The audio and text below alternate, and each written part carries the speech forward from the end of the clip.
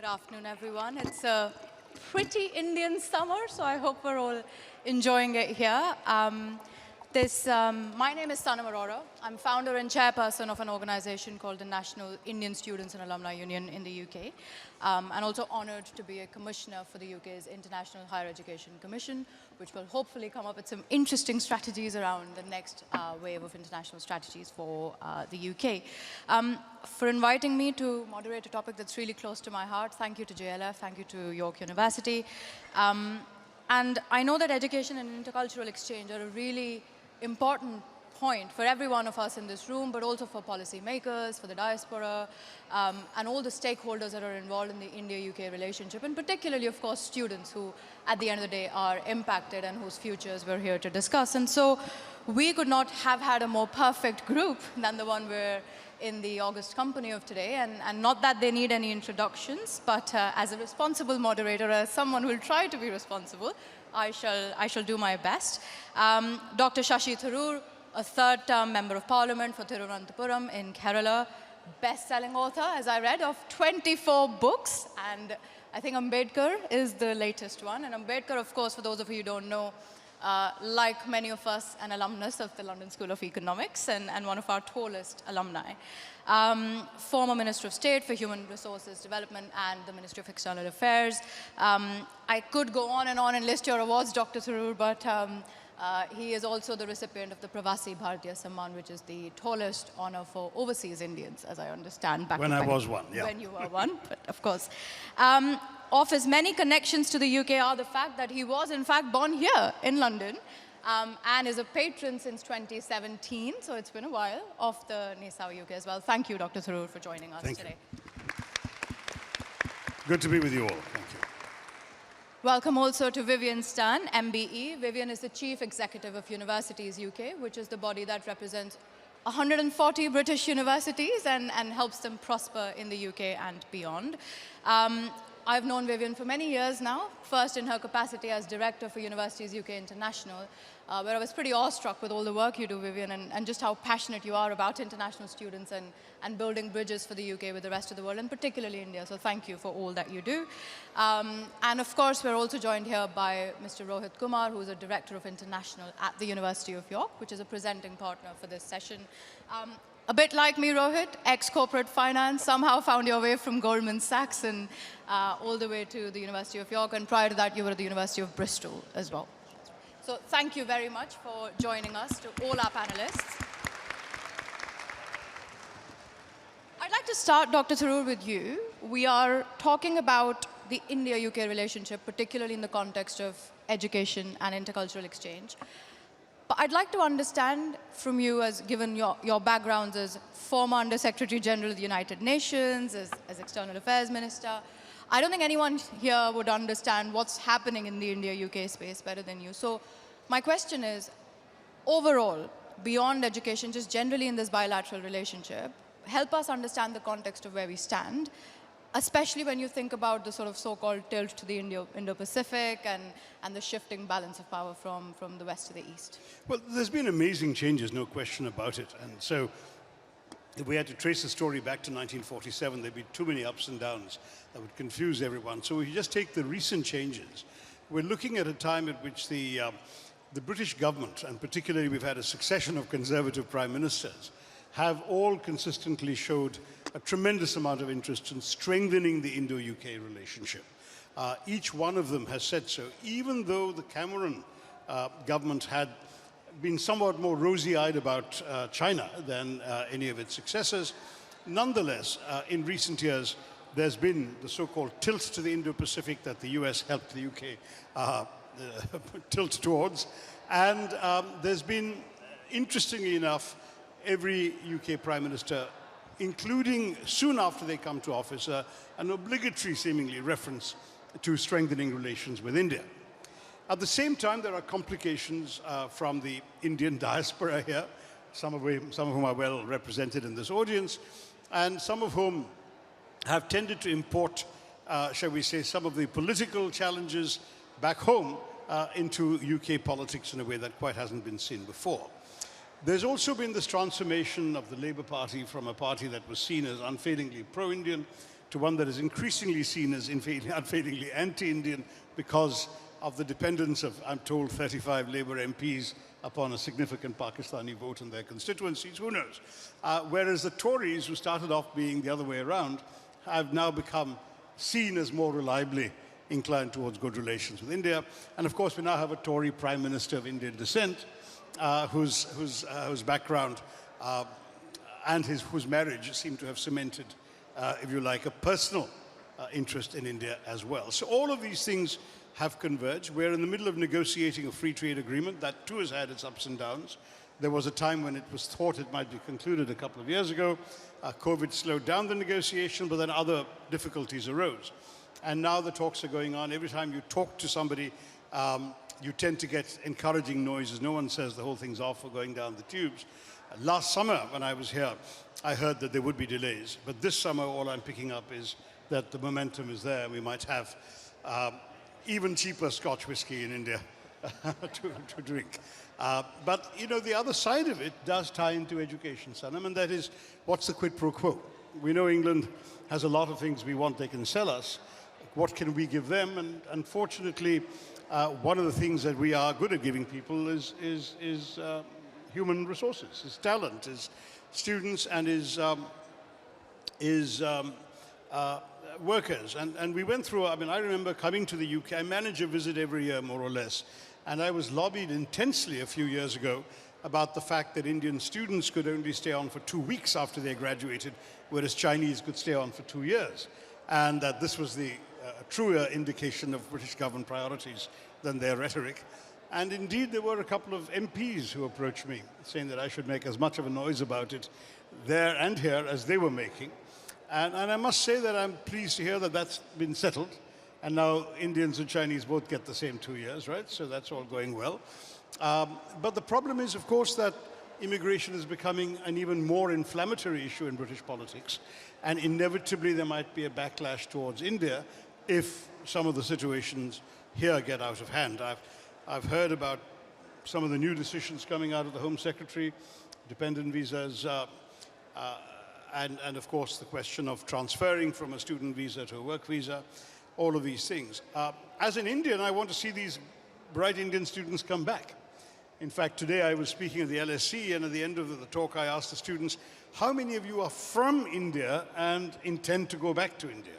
And I'm pleased to say about 90% of the hands went up. So I don't know if we have to worry that much about, you know, vast waves of emigration to the UK, as some people in the UK government seem to worry about. But that has been a sticking point as well in the free trade negotiation. Overall, one final sort of data point, when I went to graduate school, I went to the States in the mid-70s. And the Indian students in the States kept going up, and the Indian students in the UK kept coming down, partially because of more scholarship availability in the States and partially tighter visas and costs here. That's now beginning to change around. And though the levels in the US remain high, it was amazing that the last figure I read for ending June 2022 was 118,000 visas given to Indian students in the UK. Now that's an astonishing number, because just 5 years before it was down to 35, 36,000. So this is a huge improvement. And that must mean that any worries we might have had about the people-to-people relationship can be put aside, and people are happy to come. Thank you. I don't think anyone can summarize that better than what you just did. And I will say, thanks to you and thanks to Vivienne and Rohit and a number of other stakeholders, we campaigned for this post-study work visa for about 7 years. And so all the students in the room will know that you can now get, as whether you're Chinese or international or Nigerian or Pakistani, a 2-year post-study work visa to be in the UK after you've worked. And you're right. Our own research has indicated that about 70% of Indian students just want temporary work experience. They'd like to gain the experience, put some pounds in the bank and go back. And go back, exactly. But Vivienne, looking at the figure that Dr. Tharoor just highlighted, around 118, 120,000 odd visas being granted now to Indian students. And I think we've smashed this target we had of 600,000 international students about a decade early in the UK. And as I'm observing, and you guys can correct me if I'm wrong, but I feel like there's a sense of complacency in recruitment efforts from British universities, or the sense of picking and choosing because capacity constraints are starting to really show, whether it's in accommodation or other support services. So my question, Vivienne, is how sustainable do you think the growth we've seen is? Have we reached a bit of a plateau and, or a bit of a cap, sorry? And what do you think is the future for transnational education? And in fact, both your views on this topic of TNE, is enough happening there? Well, I mean, I think we have had a period in which we've had a very significant change in the rules for international students. You mentioned the reintroduction, finally, after a very, very long battle, of the opportunity for international students to stay and work post-graduation for 2 years. And the consequence of that was that international student numbers in the UK shot up. And I think what we will see, what I hope we will see, is a period now of stable and sustainable growth in which we can reassure those people who are responsible for the political infrastructure that you need in order to sustain that stable and sustainable growth, that this is well managed, that universities are recruiting students and looking after them well. They're delivering a good education. They're making sure that the impact on local communities, for example, through accommodation is being managed. And that's what we're aiming for. So I don't think we'd want to see a period in which the curve of the line remains near vertical.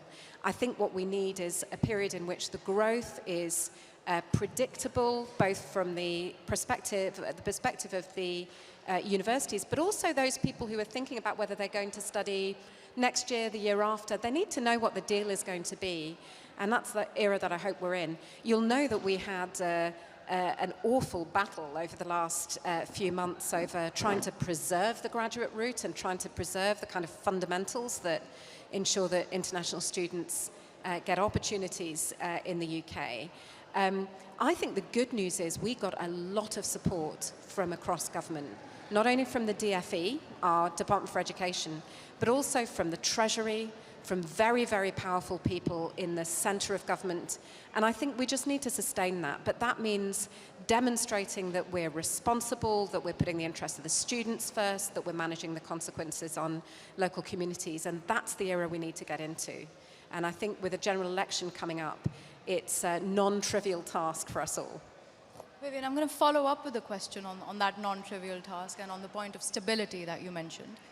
What will it take to get some stability, though, whether it's from the Conservatives or even from Labour? Because there hasn't been, I for one have not seen a lot of backlash from Labour. I think it's a very risk-averse strategy that they seem to be adopting. But 23rd of May, I think it was, when the Home Secretary announced, as you mentioned, Dr. Tharoor, that dependents can no longer be bought by Indian students on postgraduate taught courses, majority of which are sort of filled up by Indian students. So what will it take for us to get a stable immigration environment so that consumers, students or consumers of higher education, third largest export in the UK, can actually have sort of that environment to be considerate of? Well, I mean, I don't know how many people in this audience follow the twists and turns of this policy, but the answer today is the same as the answer a decade ago, which is you have to separate out temporary and permanent migration. So we know that students, when they arrive on a student visa, are temporary migrants. They're here for a period of time which is determined by the length of their visa. Even when they switch into the graduate route, which you're able to do for 2 years if you've got an undergraduate or a master's degree, or 3 years if you've got a PhD, that's still time limited. So the bottom line is we're caught up in an argument which has nothing to do with us. We're caught up in an argument which is driven by a political concern over illegal immigration and permanent migration. And I actually believe that if the UK is lucky enough to attract individuals with a get up and go, to leave the comfort of home and study halfway around the world, probably quite a lot of those people would be well placed if we could persuade them to stay with us for a bit longer. So, I mean, I feel I'm more in the Obama camp. Obama used to say, why on earth would we bring these bright people over and then boot them out so they can set up the next emphasis in, that's crazy. So I'm probably in the more permissive end of the spectrum, especially in a moment in the UK where we're struggling. Every business struggles to hire good people. I struggle to hire good people. So, you know, you have to understand I sit and I have a particular perspective on this. But there is a lot of political concern over levels of permanent migration, and it hurts politicians in the ballot box. You know, so the solution is the same as it was a decade ago. You've got to get the Labour Party and the ONS, the Office for National Statistics, to get together and have a conversation about how you disaggregate permanent and temporary migration in the visa statistics. We are very lucky. The person who is currently the national statistician, which I think is a great job title, the national statistician is a former vice-chancellor who is a fantastic proponent of international education.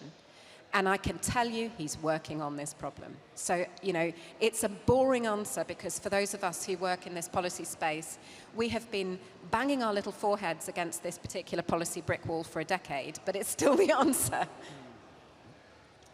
Rohit, talking about collaboration in the India-UK corridor and the fact that we've got, as Vivienne said, a pretty serious concern on recruitment and hiring in the UK. About nearly half the STEM-related vacancies in the UK go unfilled for months at a time. The hospitality sector is suffering, allied healthcare, NHS is pretty crippled in terms of being able to access talented workers. What can universities do to maybe perhaps create pathways into employment? And what are universities thinking on this front? Are there any best practice examples? Good question there, Sanam. And good evening, everyone. Thank you so much for joining us. Real pleasure to be here, Dr. Tharoor and Vivienne and Sanam with you. And big shout out to the JLF team and Sanjoy for hosting us here today. So firstly, agreed with everything that Dr. Tharoor and Vivienne have mentioned. So in terms of answering your question, let me answer that in two parts. So when you look at the policy challenges that we're faced with, everything is clear. It's not there's no immediate answer to it. But there's also a bigger dynamic to it. But where is India going in the next 10, 15, 20, 30 years? We have the youngest population, or we will have the youngest population, almost 600 million between the age group of 25 and 34. And as Dr. Tharoor rightly put it, it's a massive, massive investment in terms of what India can invest outward. And that's where the nuance comes in, that there's an issue around capacity in India at the moment. Because if you look at upper secondary completion of people who are in the age group of 25 to 34, India lags behind.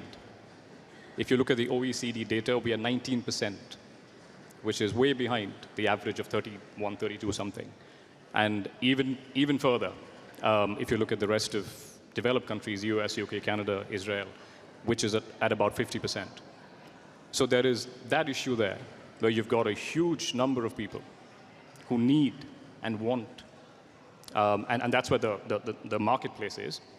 And there's a capacity constraint. India cannot keep pace. And then you've got the other side of the policy question, which is the national education policy, of course, which the government of India has launched. And if they get it right, that'll be a seminal policy. That'll change the face of India across so many fronts. And that's where the second part of it comes in terms of what can UK universities do. And we've also got capacity constraints of our own in terms of, as Vivienne put it rightly, we've got accommodation concerns, capacity within cities and all of that. And so universities, I think, have a huge role to play. And this is something that we take very, very seriously, around attracting the best. And I won't say best and the brightest because that catchphrase has been used and overused, but genuinely wanting high quality talent coming in for the right reasons on the right courses so that they're becoming ambassadors, not just of the institution, but also of the country. And whether they choose to go back to India or any other part of the world, the contribution that they make is immense. So what can we do and what should we do? I think universities need to make sure that the courses they're putting out, they're adding a lot of value to it so that we're not one of many doing the same type of courses. Because the question about sustainable development comes in terms of, are we making those courses sustainable enough for people to study? And are those courses helping them to go on to do bigger things? And the other question also is, looking at some of the policies that universities currently have at their end, which makes it easier for those people who genuinely want to come here and study, have the grades, have the qualifications, but may have taken a break in between. So the academic credit, recognition of prior credit, all of those things become extremely important. And that's something that a lot of universities are looking at, but change is slow. And so if there's a real shift, and I think there should be a shift, then that's where the impact can come in. If the policy at the institutional levels across UK universities were to start looking at accepting and accommodating people who've not gone down the traditional route of studying, but have managed to get the grades that universities need, then that should be an avenue that we should look at. And then you've got the T&E spectrum. Now that is extremely interesting because every country at the moment is looking at India with keen interest. But previously there were concerns around repatriation of funds, the regulatory landscape was not very accommodating. But because the government has now come out and said in such a big way that we want to make sure that foreign institutions and other countries can invest and should invest in India in education, then there's a huge opening there. But it's important that universities do their due diligence. And it's also important that universities take a look at their own capacity in terms of which end or what point of the T&E spectrum do they want to be on. Because T&E is a massive, massive thing. You've got so many different touch points on that spectrum. So it's extremely important that universities pick and choose the ones they need to be in, invest wisely in that, not just in terms of money and monetary resources, but also in terms of policy and engagement and personnel that they appoint and deploy in those fields. And build that up from the ground, because I think that then allows you for a very sustainable pipeline of cooperation, both in terms of inward and outward mobility. And one final point, it's also often overlooked, the point of how many British students actually go over to India. And I think there's a huge opportunity there, and people are missing out. But that's nobody's fault. I think that's, again, very pertinent to this discussion because of the cultural issues that abound. I think there was a survey recently that was that discovered about 74% of Indians would say that they are either very, very well aware or fairly knowledgeable about culture in the UK and UK life, whereas it was only 21% when UK students were surveyed. So that's a huge area of opportunity, and I think that's really where you've got the transformative power, because if you're looking at longer-term, sustainable, soft power, both from an Indian and UK perspective, that can only happen through education, culture, and understanding, and that has to be a two-way exchange. So to summarize everything, I think that's where universities come in, because that education link, tying it up with access and opportunities, along with longer-term planning, is extremely critical. Thank you. There's a lot to unpack in there. And one of the things I'm going to pick up and ask Dr. Tharoor yourself for your thoughts on is the new education policy, which Rohit mentioned. You said if they get it right. What's happening on the new education policy front, and are we getting it right? Well, I think the decision to welcome foreign universities to set up campuses in India is the right one. I might add that when I was in the ministry 10 years ago, or whatever it was, 9 years ago, we advocated the same thing, but it didn't actually get discussed in Parliament for various reasons, including the fact that a number of influential politicians on all sides have vested interests in education. Many people are either overtly or covertly owners of private institutions, which would be probably the first to lose out on business if York University came and set up a campus in Ghaziabad or something instead of the local private university there. But it's not going to be easy. First of all, there is the fact that if you set up a campus, you need to have land, faculty, local staff, and enough of your serious international big name or brand name professors willing to go and spend at least a semester in India to make it worthwhile. There is a halfway house that no one seems to be exploring, which is for a university in the UK to tie up with a university in India that already exists, have an exchange of professors, and create a joint degree program where it's not impossible, certainly with private universities in India, which are much more visionary and flexible, they would probably be interested in this, where you wouldn't actually have to set up a whole new campus, but you could work with an existing one. And that's something worth looking at. The government has been very open about their willingness to grant permission. To the best of my knowledge, there haven't been any applications yet. And you can see the win-win for India. We are spending billions of pounds every year, Indian parents are, in sending their children abroad. Then we may as well spend some of that money in India, or less of that money in India, educating them in India, and keep the Indian economy afloat rather than contributing to the British economy. From Britain's point of view, as Vivienne was saying, the Obama argument attract the students and actually hold on to them if they have something worth contributing to your economy, which is not what we'd like to hear, but I can see completely the logic from your side. And perhaps from the point of view of the individual student, who might see a greater opportunity in improving their prospects of life by staying on here than in going back. I would like to see them come back, I hasten to add. All of this remains to be sorted out.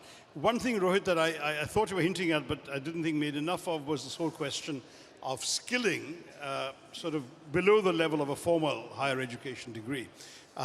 You have a good culture here of vocational training, apprenticeships, and so on, and maybe you could help partner with Indian firms as well as perhaps some campuses to replicate some of those programs in India. We have a ridiculously large population, and yet, for example, we have a complete shortage of qualified masons. People with a formal degree in masonry or in plumbing or whatever, even at a time when the construction industry is booming. Why is that? We don't have enough trainers, we don't have enough of a culture of vocational training. That's another space that you could step into. When we think of building knowledge bridges, we always think high-tech and so on, and that's great. That's happening. I believe a number of the sort of unicorns have got a presence in the UK, and that there are Indian entrepreneurs in the UK who are setting up companies, in turn relying on Indian talent and so on. So there's a lot of that kind of bridge building. But at the lower end of the scale, I'm not sure anything is happening, and I don't see why not. I think it could, very usefully. We don't only have to think about high-tech and higher education. We could certainly connect people who could impart skills that you take for granted here and that we could all benefit from in our own, in India. You mentioned there are billions of dollars Indian students are bringing, or pounds, I should say, into the British economy. But I'm going to ask the audience, actually, how many Indian students do we think are going abroad annually, just outside India, anywhere to study? 600,000 to 700,000, yeah? Any others? It's pretty bang on. 750,000 Indian students. So I guess that's a country the size of the Bahamas that leaves India every year to go abroad and study. And that's absolutely billions of dollars, Dr. Tharoor, that we are spending into, where we're sending outside the country year on year. My question is, despite that, when I look around, and this is where things do get tricky and the picture is not as rosy, over the last decade we've had, and most recently we had COVID, and universities and diaspora organizations and organizations like mine had to provide people food, right? We've had that trouble with food poverty in the UK. As we speak, some 700 Indian students are being deported from Canada, again, for no fault of their own, or I think the deportation has now been put on hold. There were 2,000 odd students who were protesting in Canada last year for similar sort of, let's say, unscrupulous behavior by educational agents, Indian educational agents, that led to sort of falsification of evidence, apparently. But anyway, Ukraine, albeit an outlier, given it's a situation of war, we had 20,000 Indian students struck in the war in Ukraine, and our organization, NISAO, helped about 5,000 of those find safe passage home. The reason I'm bringing this up is to ask you, with the amount of money we send annually abroad into all these various economies, particularly Australia, Canada, UK, and the United States, why isn't the Indian government asking or proactively advocating for a welfare net for its students abroad? And is that something you can help us take to them? Why not? It certainly hasn't occurred to us, and certainly hadn't occurred to me when I was in government. What kind of welfare net, and how would it be constructed? Students will not be deported without fair trial. Students will have recourse to public funds should a catastrophe hit. We don't have that in the UK, for example. Or, you know, there will be... Are students eligible for the NHS if they're ill? Students are eligible for the NHS if they're ill, because they've paid extra for it. Okay. Which is fine. You know, that's the cost of pursuing education in the UK. Yeah. But that's sort of a broader question on, and it links to a slightly broader question as well, which is, if you were to advise the Indian government on what it should seek from the FTA as well, particularly with regards to education or indeed any other area, what would that be? Yeah, I mean, we've obviously focused on economics. You know, UK goods and Indian services is the usual trade-off. A lot of discussions going on some of those things, but I would agree with you that we could certainly, you know, think in terms of pushing some of the provisions for students. I mean, there's always a danger in keeping on expanding the ambit of the free trade agreement into matters that, properly speaking, go beyond trade. But if the UK is inclined to do that, certainly this sounds like a worthwhile thing. Do give me something that I can inject into the process back in India. And I'll ask all the panelists now to share what your view of a utopian UK-India partnership looks like, Vivienne. Well, I'm going to start with the point about inward mobility, because there is obviously this enormous imbalance between the number of Indian students who come to the UK and the number of UK students who spend time in India. And I think we need to change that. I think that should be a national ambition. We in Universities UK had a very, very long standing commitment to trying to double the number of UK students who had some international experience, and we put a lot of emphasis on India, partly because when you think about, you know, the sort of the place that India is going to occupy, already occupies, and will occupy in the second half of this century, it seems to me absolutely essential that we have a better network of connections and a better understanding of India as a country. The numbers have gone up. The Turing scheme, which was introduced when the UK left the Erasmus programme, provides funding for UK students to spend time in India. It's the 10th most popular destination for UK students. I guess it could be more, you know, it could go up that list. The numbers are not massive. I think it was 1,000 last year. The numbers are a little bit down this year. We need to keep talking to people about what you will gain if you spend some time in India learning about this enormously important country. And I think that should be a national mission. I've always thought of that as a generational challenge. You know, I would like it to be the case that when my children have children, they think, where am I going to spend a period of time abroad? And they also consider overseas destinations in perhaps a more sort of, that it will be habitual to think not only about studying in the UK, but also, you know, where else might I think about studying? So I think that's something we should commit ourselves to very seriously. And it might begin to restore a little bit of balance in this people-to-people relationship. It's an excellent idea, actually. Yeah. I mean, if students are getting funded to go to India to be, I mean, that sounds like a pretty utopian future already. But my question is, why are we 10th then? Why aren't we 5 or 4 or above? What needs to change to get us to the top 5? I think there are a few factors, I think, that I can think of at the top of my head. First thing, I think, would be awareness. I think there's a general sense of, I've heard of India, I know friends who are in India, and now I'm talking as a student now. So if you talk to, for example, if you talk to a student who's in the UK in the first year of their university, and we've got, you know, Erasmus exchange, or as it used to be known before, but we have university exchanges with institutions in India. And you'll always find that the top destinations seem to be Hong Kong or somewhere in Europe or Australia. And not even America. To a certain extent, US, yeah, but it's not very high up, at least you know, for my institution. But when you talk to some of the students and ask them, why is that? You know, why haven't you thought about other destinations? The fact about being in a country like India is fascinating, but there's also a sense of a fear of the unknown. And I think institutions can do a little bit more to raise the awareness of India as a country and what's out there.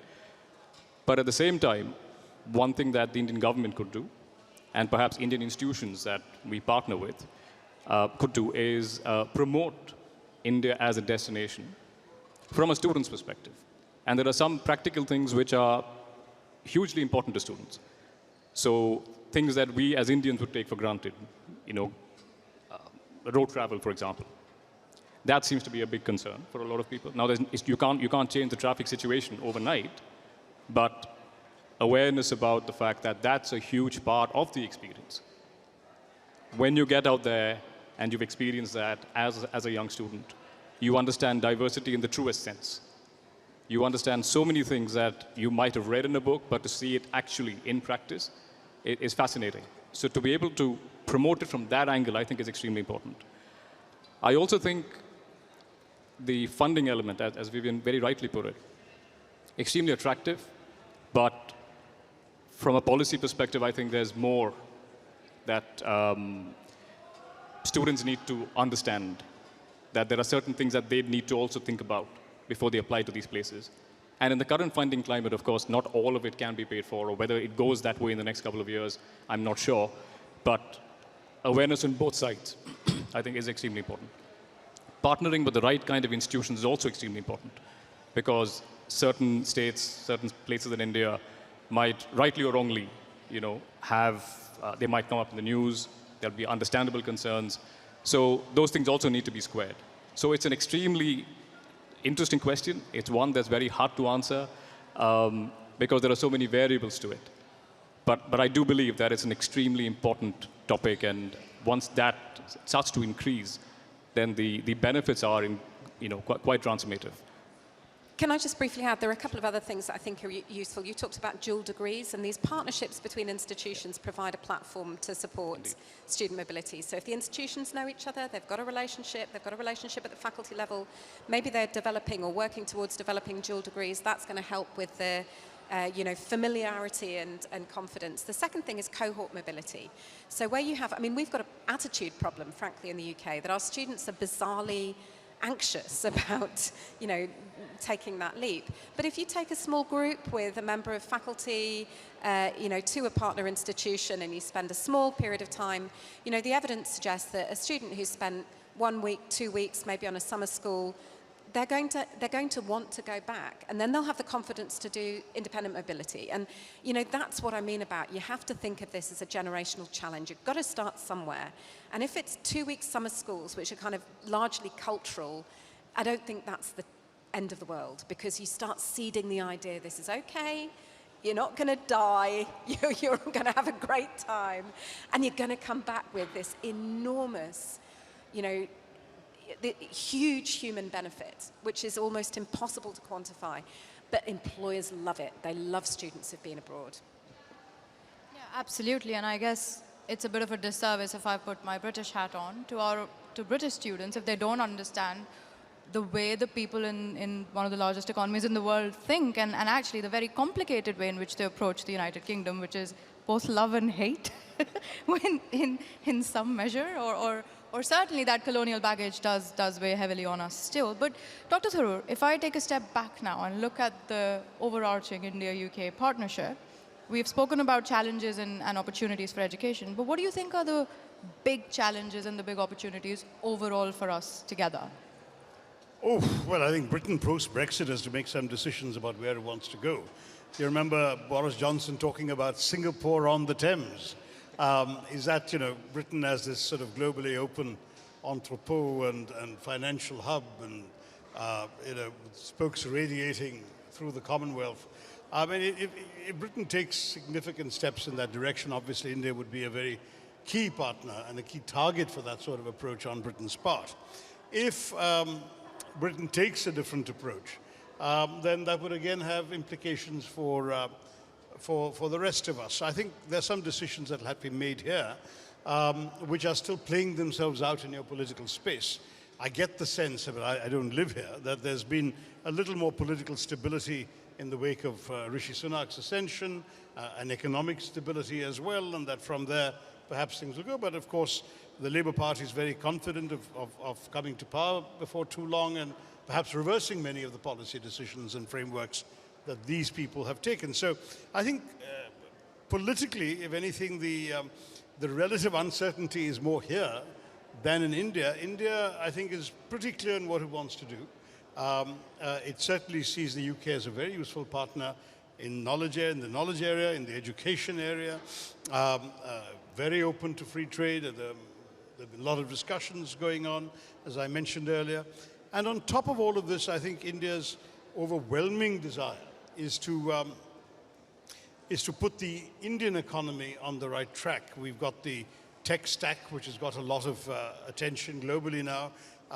The digitization of daily Indian life is something worth seeing. I don't know how many of you live here normally and come to India only occasionally, but now you'll find chaiwalas and istriwalas with Paytm QR codes on their carts. So you don't have to fish out your rupee notes, you just scan your phone and give them a digital payment. This sort of thing is happening, and it's quite remarkable.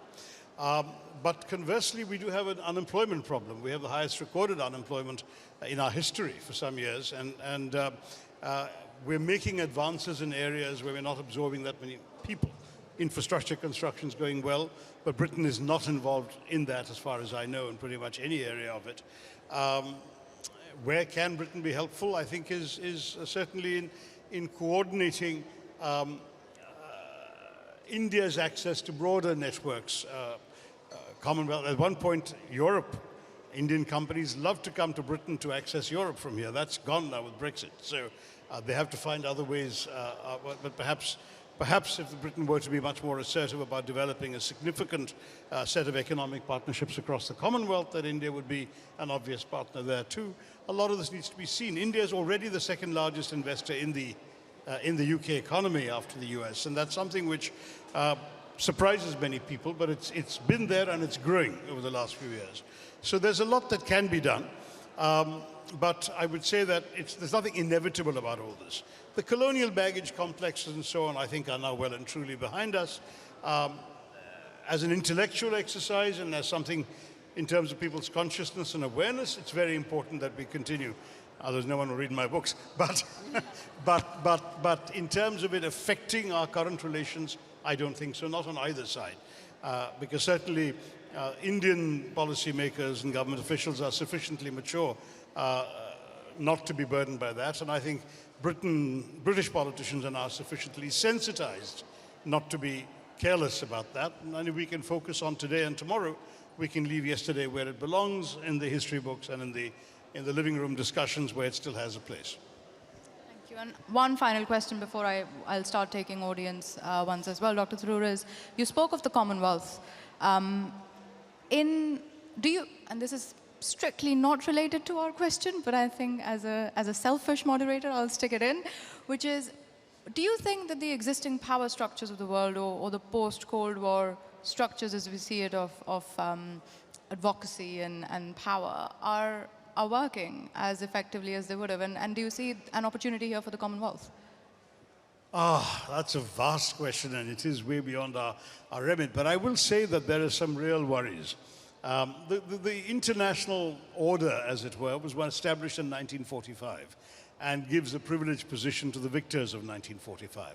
But the world has evolved enormously in the 80 years since. And in these 8 decades, the countries that were the permanent members of the Security Council are no longer the 5 most powerful or influential countries in the world. If you look at the G7 as an economic concept, when it was established, they were the 7 largest economies in the world.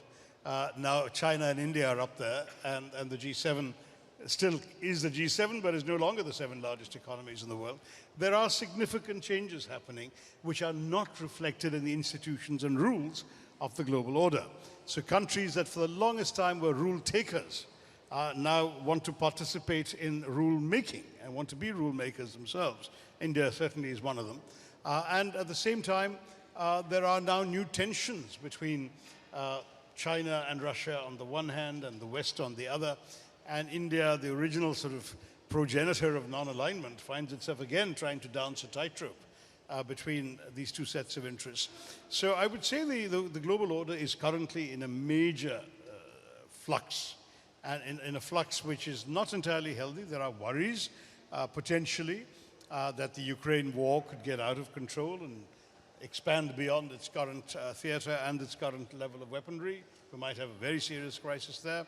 There are continuing simmering tensions between China and Taiwan, which could drag in the US. So, I mean, the world order at the moment is not in a very comfortable place. In fact, one could argue, in many ways, there's a world disorder that we're seeing around us. So, I think something will emerge. It's in the process of playing itself out. Whether the existing institutions, whether the political ones through the United Nations or the economic ones through the Bretton Woods institutions, World Bank, IMF, and so on, will prove adequate to the task, whether China will lead the creation of alternative institutions that it has a greater voice in, which way many developing countries will go. All of those things are yet to be established. You're right that Britain could try and leverage the Commonwealth, but they've spent a few years not taking advantage of that. So in recent years, one had to be brutally honest, but we'll have to say the Commonwealth has declined in relevance as an institution and even as a network by comparison with the potential that it might have had. So there are lots of missed opportunities. You've been focused on your domestic issues and not focused enough on the Commonwealth and other things. And the rest of the world has also been creating tensions that have unsettled the basic structures of the world. So in the context of all of that, the Indo-UK educational partnership is a very, very small piece. But I'm glad you raised the issue simply because it's worth thinking about in the world we live in today. Thank you. And again, not many can explain it in that articulate, succinct fashion. And Vivienne and I were just looking at you going, yes. But I would like to bring in our audience. Any questions, please do raise your hands and introduce yourself. Lots of questions. And do introduce yourself and where you're from. The mic's coming, yeah. Hi, this is a question for Dr. Tharoor. I'm Aditya. I work in London now. I had a question on the new economic policy and how there's the vocational training element of that. Is there a part of the new economic policy that's going to target... The new education policy, I think. New education policy, sorry. Is there a formalized vocational training element of that? Because the vocational labor market in India is still largely informal, and that could also then become a potential avenue of export to the UK, right? And how does that factor in? Well, I mean, I'm personally very gung-ho on this. The intentions are there, but the mechanisms have not been set up, and the practical arrangements not yet made. And the problem is, frankly, the government is sort of still at the stage where we were at when we were in government 9 years ago, where we talked about the need for new steps on vocational training, the setting up of community colleges, which has never happened, the American model, where people who didn't do terribly well in high school, perhaps for extraneous reasons, but still have some academic potential, go to a junior college where they learn a mixture of academic courses and vocational ones. And if they had academic merit, they would continue and switch to a regular university after a couple of years, or within the first couple of years. If they didn't, they would stay in the vocational stream or completely drop out with a 2-year diploma. That sort of thing is exactly where we are now 9 years later. Nothing has been implemented. We even found a mechanism suggesting that we could try and use classrooms of existing campuses after normal college hours for this kind of thing, so that we wouldn't wait to set up new physical institutions. But none of that has actually happened. The new education policy does pay lip service to vocational training and skill development, but the policy has been around since COVID, and we've not seen concrete measures coming out yet. I will say it's very important, as I think we've all agreed in the course of our conversation.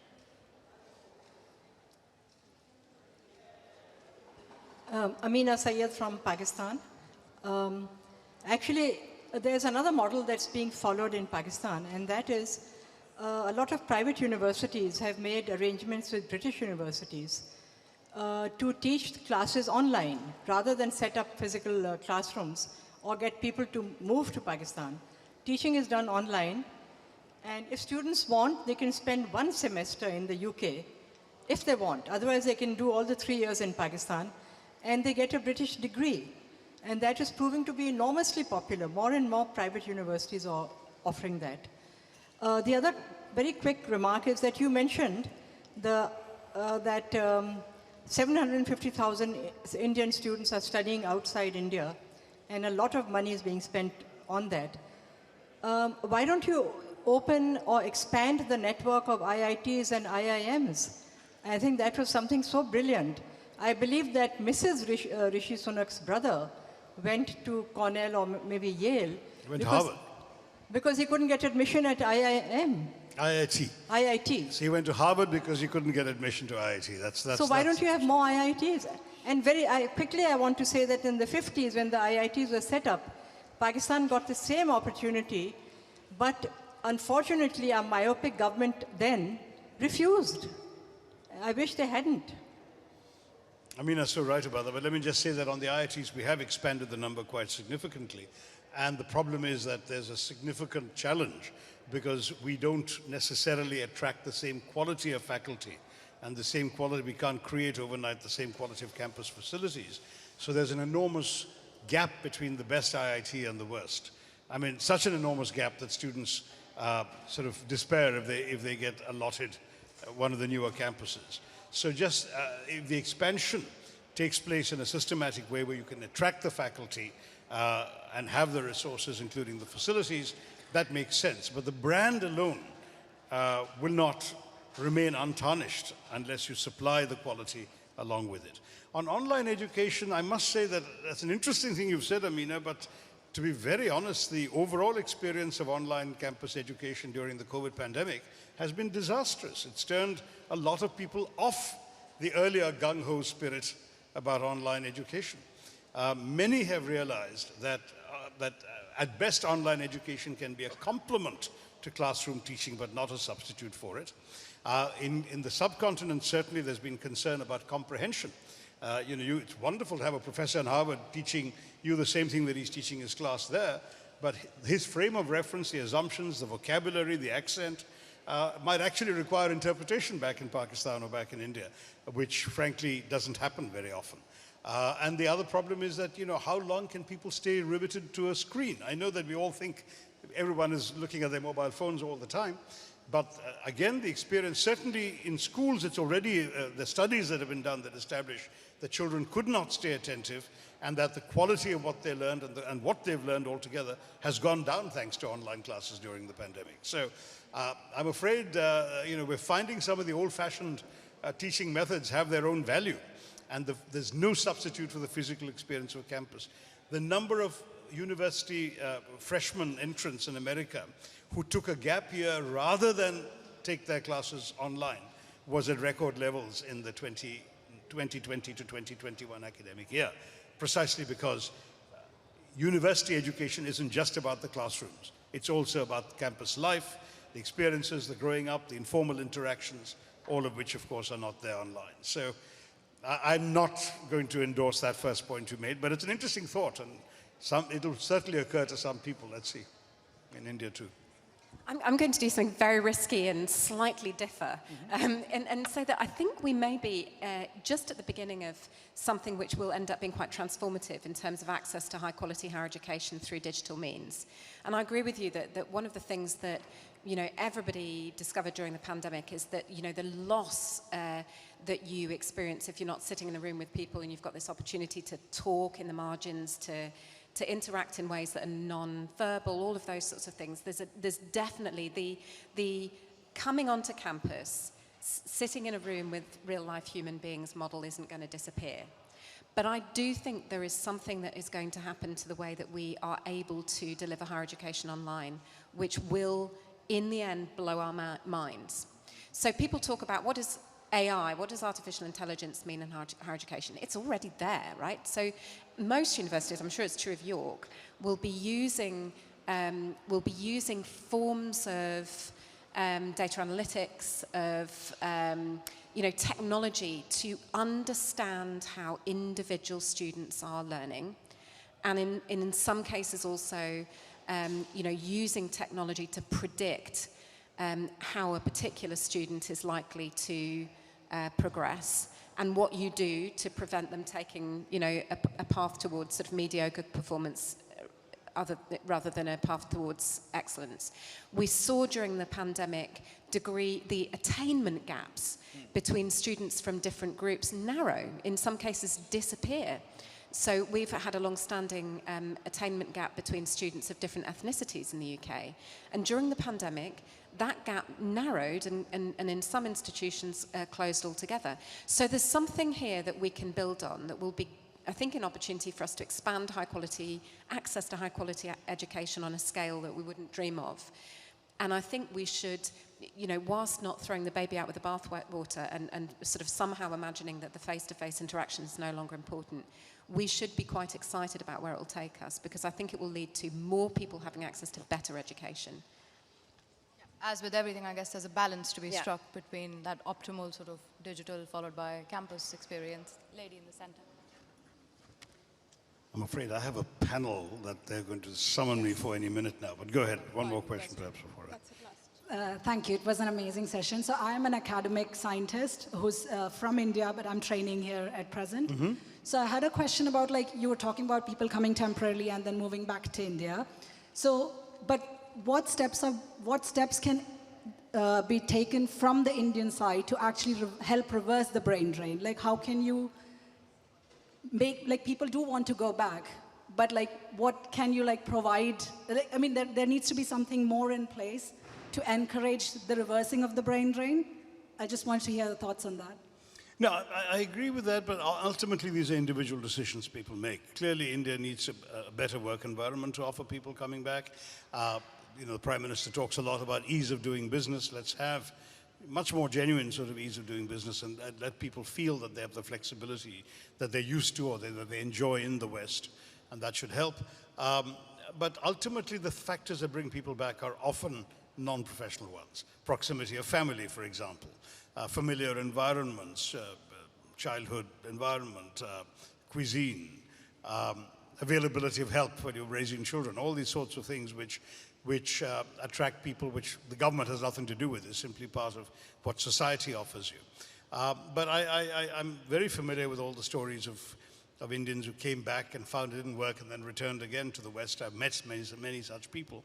And usually what drove them to India was these non-professional factors. What drove them back again to the West was that it was, for them, a much healthier work environment, and where they felt they had greater respect for what they were doing and better facilities and more professional working conditions and so on. Now, that's something that, we in India have every incentive to change, but it's not a task that the government alone can do. I think the government should provide the enabling environment for it, but ultimately, all of us Indians as a people have a responsibility to do this better. Come Thank back you. and try it for yourself. And I think that is it for questions, but I think I will summarize by saying, not that anyone can summarize this panel, certainly not me, but I would say that we've got to move away from brain drain to brain circulation. And I think as policymakers, if we can enable brain circulation without the barriers of considering students as immigrants, and I think we will have a much better bridge of knowledge, and the living bridge will prosper even more. I thank you all, and thank you to our panelists very much for a wonderful conversation. Thank you. Thank you so much.